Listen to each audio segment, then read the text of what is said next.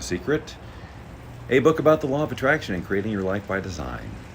And that is what I've been teaching for 20 years and continue to teach, but just a little bit differently now. Instead of focusing on the law of attraction and how do you get this to work and how do you get into this alignment, we're talking about changing the wiring of your brain so that you can actually be the person that will then attract this. Because here's the thing about the law of attraction.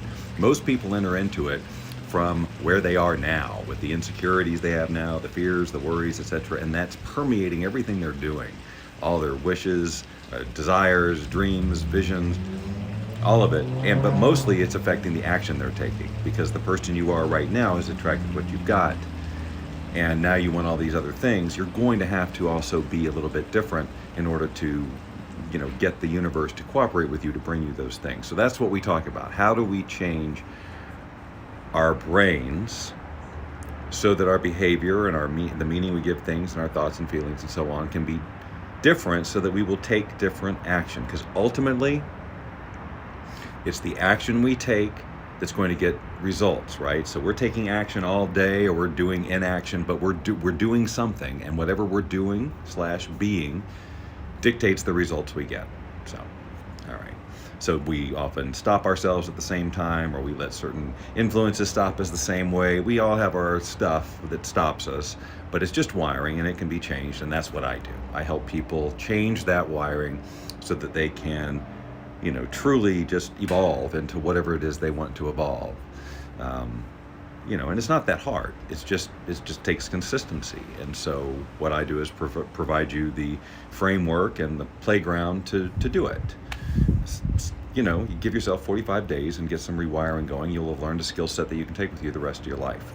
And then any program you take on and so on will be more effective, because you know what you need to do to actually learn it, to be it, to embody what you're learning. So it's not just some temporary high you get in your brain for a minute and then you go back to the other way, because then you'll just get the same old results. Gotcha? Okay, so the topic of this one is, why do you think we have our imaginations? Well, it's one of the greatest gifts we have as human beings, is our imagination, our ability to create thoughts and images and feelings and just about anything that's not actually in our external reality, but we get to create these sort of images, and some people can do it super clear, some people get no images, but you still get the essence, the vibe of the thing that you're imagining.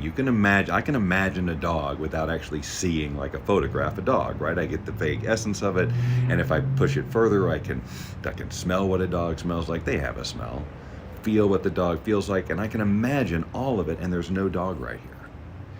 So there's a part of my existence, my being, that believes that I am petting a dog and smelling a dog. My subconscious has no clue that it's not real. So I've got a dog, I'm petting a dog, and my body is responding the same way. I'm getting the good feelings that I have when I hold a dog, right? Like, my reality is shifted just because of my imagination. The chemistry in my body changes. It has a physiological impact.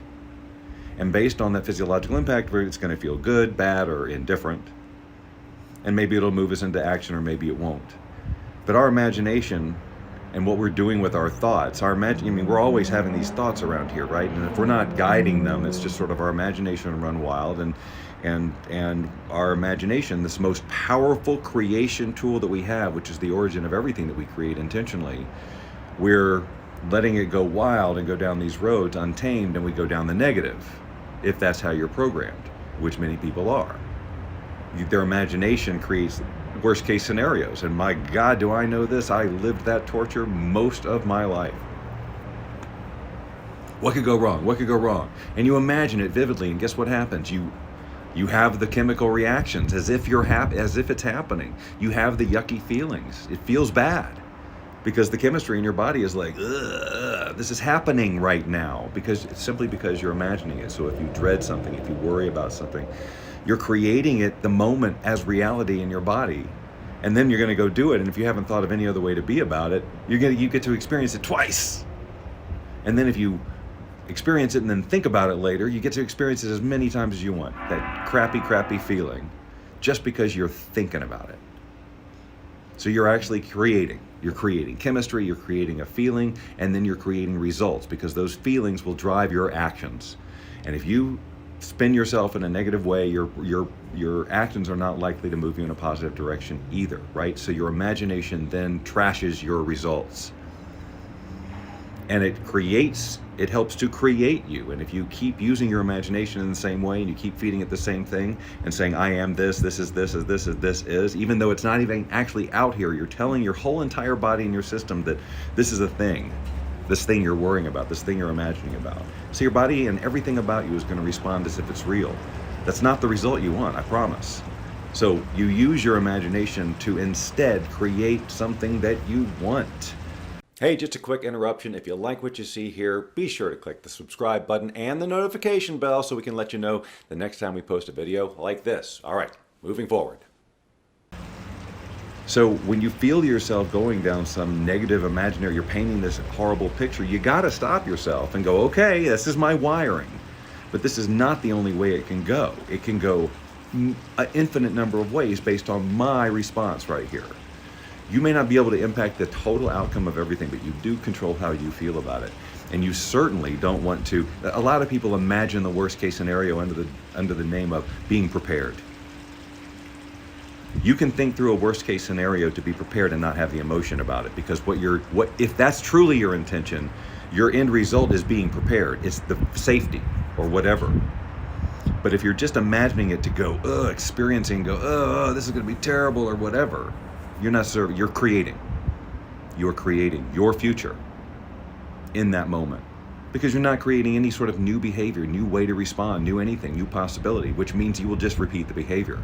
But, keep in mind that me just telling you this doesn't make the process of going positive when you've historically gone negative much easier, because your wiring is to go the way you go. And so you have to be extremely intentional and persistent and consistent with using your imagination to create a positive result. Just because you watch The Freaking Secret or read an inspirational quote doesn't mean you can just suddenly start doing that. Your wiring is your whole life this way. You don't read a book and suddenly you've got a whole new set of neural pathways and the old ones die and don't bother you anymore. It's biology, my friends, but you use what you learn from the movies and the book to inspire you to create a vision of who you want to be and how that person would respond in these situations where your imagination usually goes off in the wrong direction. You can now become a person where in these situations your imagination creates creative options, different scenarios where people win, or at the very least you minimize your own emotional impact on yourself so you can get through your life. Your imagination is the seed of everything you create intentionally. You think of it first, and then you either allow yourself to imagine it through to fruition and see exactly the big result and how you're going to feel and the impact it's going to have when you use your imagination and follow it through, or you cut yourself off quick and go, that's never going to happen, I'm not going to think about that anymore. Here's what'll really happen, and you go down the other way. If that's you, I'm shaking you and waking you and saying, stop doing that. You can stop doing that. It is a choice. It just doesn't feel like it, because your wiring is, I got to go this way. I challenge all of you to take this on, no matter, you get aware of how you're using your imagination. That's basically what I'm saying. Because your imagination is to create. It creates. So you have to be careful with it. It's the most powerful reality creation tool you have. It's the start of everything. It's where your vision comes from, and your vision drives everything. Your imagination is not just some extra feature you were born with by accident. It's how you create your life. So make sure you're aware of how you're using it. Hey, it's Bob here. If you got value out of what you saw here, please click the like button so that we know what kind of videos we can keep making for you. Also, if you're new to the channel and you haven't yet subscribed, well, I invite you to do that. It's just one click of a button, and click the notification bell so that you'll know the next time we upload a video. In the meantime, share this with friends and family that you care about, and if you'd like to catch up on some of the other stuff we've done here over the years, just click either of these videos. It'll be a good start for you. We'll see you next time.